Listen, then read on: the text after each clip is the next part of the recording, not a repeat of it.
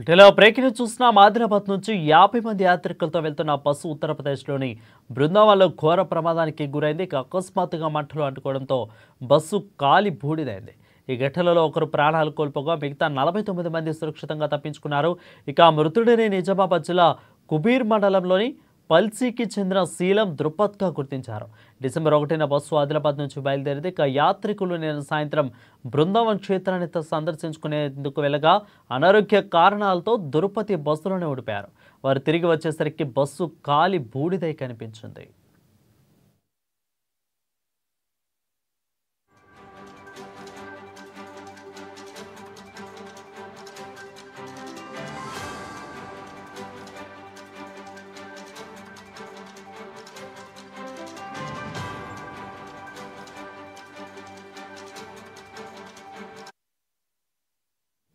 ఇక విషయం తెలిసిన కేంద్ర మంత్రి బండి సంజయ్, ముతోల్ ఎమ్మెల్యే రామారావు పటేల్ వెంటనే స్పందించారు.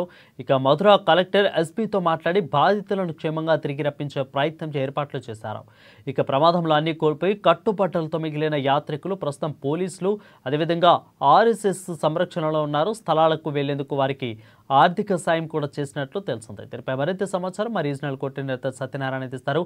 సత్యనారాయణ, చెప్పండి, అసలు ఈ ఘటన ఎలా జరిగింది, అసలు జరగటానికి గల కారణాలు ఏమై ఉంటాయి? Varun, good morning. అయితే వైఎస్ఆర్ డివిజన్ నుంచి అంటే నిర్మల్ జిల్లా వైఎస్ఆర్ డివిజన్ కు సంబంధించి ఒక 50 మంది ప్రయాణికులు ఈ నెల 1వ తారీఖున దర్శనం కోసం అంటే ఉత్తరప్రదేశ్ లోని బృందావనం కి బయలుదేరారు. అయితే దాదాపుగా వెళ్ళిన వాళ్ళందరూ కూడా నిర్మల్ జిల్లా వైఎస్ఆర్ డివిజన్ లోని పలు గ్రామాలకు చెందినటువంటి ఒక యాత్రికులే ఎక్కువగా ఉన్నట్టు మనకు సమాచారం ఉంది. అయితే యాత్రికుల్లో ప్రధానంగా కూడా మహిళలు, తర్వాత వృద్ధులు ఎక్కువగా ఉన్నట్టు మనకు సమాచారం అందుతోంది. అయితే 50 మందితో ఇక్కడ నుంచి వైఎస్ఆర్ డివిజన్ నుంచి బయలుదేరినటువంటి ఒక బస్సు ఏదైతే ఉందో అది దాదాపుగా ఉత్తరప్రదేశ్ లోని బృందావనంకు చేరుకున్న తర్వాత అక్కడ ఉన్నటువంటి ఒక ఆలయంలో ఈ యొక్క యాత్రికులందరూ కూడా దర్శనం కోసం అని కిందికి దిగినట్టుగా తెలుస్తోంది. అయితే ఒక్క ప్రయాణికుడు మాత్రం కుబీర్ మండలం పల్సి గ్రామానికి చెందిన శీలం దత్తాత్రి అనే ఒక వృద్ధుడు మాత్రం అనారోగ్య కారణాల వల్ల అతను బస్సులోనే ఉన్నట్టుగా తెలుస్తోంది. కానీ మరి అకస్మాత్తుగా అంటే అందరు దిగిన తర్వాత ఒక వృద్ధుడు మాత్రమే బస్సులో ఉన్న సమయంలో ఒక్కసారిగా బస్సులో మంటలు చెలరేగడం, బస్సు మొత్తం పూర్తిగా కాలిపోవడం, బస్సుతో పాటు ఆ వృద్ధుడు కూడా అందులో సజీవ దహనం అయిపోవడం అనేటటువంటిది కొంత విషాదాన్ని అయితే నింపింది ఆ కుటుంబంలో. ఎందుకంటే ఒక దేవుని దర్శనం కోసం వెళ్ళినప్పుడు ఈ యొక్క విషాద యాత్ర కొనసాగడం అయితే బాధాకరంగా వాళ్ళు అనుకుంటున్నారు. కానీ ప్రమాదానికి గల కారణాలు మాత్రం తెలియరాలేదు. షార్ట్ సర్క్యూట్ అంటున్నారు. కానీ ఇక్కడ చూసినట్టయితే ఇక్కడ నుంచి బయలుదేరినప్పుడు వెంట సిలిండర్స్, అలాగే వంట చేసుకోవడం కోసము కొన్ని వంట పాత్రలతో పాటు ఈ పొయ్యిలు, సిలిండర్లు కూడా తీసుకుపోయినట్టుగా కొంత సమాచారం అందుతోంది. మరి ఈ సిలిండర్లకి అంటే దాదాపుగా అంత దూరం ప్రయాణించిన తర్వాత ఏదైనా డీజిల్ కానీ లేదా లీక్ అయ్యి లేదా ఇక అగ్గి చెలరేగి అంటే ఏదైనా షార్ట్ సర్క్యూట్ కారణం చెప్తున్నారు. మొత్తం మీద కారణాలు ఏమైనప్పటికీ కూడా ఒక వృద్ధుడు మాత్రము బస్తో పాటు అక్కడ ప్రాణాలు కోల్పోయాడు.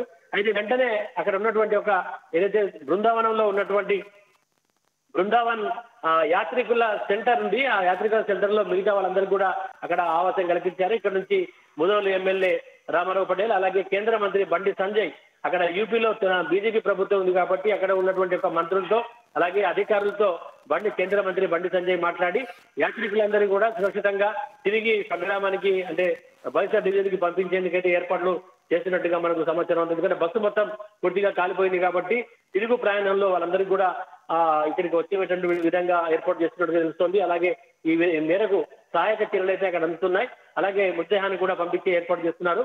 అయితే వీళ్ళందరూ కూడా ప్రస్తుతం అక్కడ ఉన్నటువంటి యొక్క ఏదైతే బృందావనంలో ఉన్నటువంటి యాత్రికుల సెంటర్ అంటే యాత్రికులకు వసతి చేసేటటువంటి ఒక వసతి కేంద్రంలో మిగతా 49 మంది యాత్రికులు అయితే అక్కడ వాళ్ళు సురక్షణ పొందుతున్నట్టుగా మనకు సమాచారం అవుతుంది. ఓవరాల్ గా ఒక ఘటన మాత్రం ఈ యొక్క విషాదం అయితే అంటే ఇక్కడ నుంచి పూర్తిగా వెళ్ళినటువంటి ఒక యాత్రికుడు మిస్ కావడం పట్ల ఈ బృందంలో యాత్రికుల బృందంలో అలాగే మా మృతుడి యొక్క స్వగ్రామైనటువంటి కుబీర్ మండలం పల్సి గ్రామంలో కూడా విషాద ఛాయలు అలుముకున్నాయి. ఇలాంటి ఘటన జరగడం దురదృష్టకరం అని చెప్పేసి అటు అధికారులు అలాగే ప్రజాప్రతినిధులందరూ కూడా ఇది ఒక బాధాకరమైన సంఘటనగా వర్ణిస్తున్నారు. ఓవరాల్ గా కారణాలు మాత్రం ఏంటి, బస్సు అకస్మాత్తుగా కాలిపోవడానికి గల కారణాలు ఏంటంటే దానిపై మాత్రం ఇక్కడ ఉన్నటువంటి ఒక అధికారులు అయితే దర్యాప్తు చేస్తున్నారు Varun. Right, thank you Satyanarayana for the clear updates.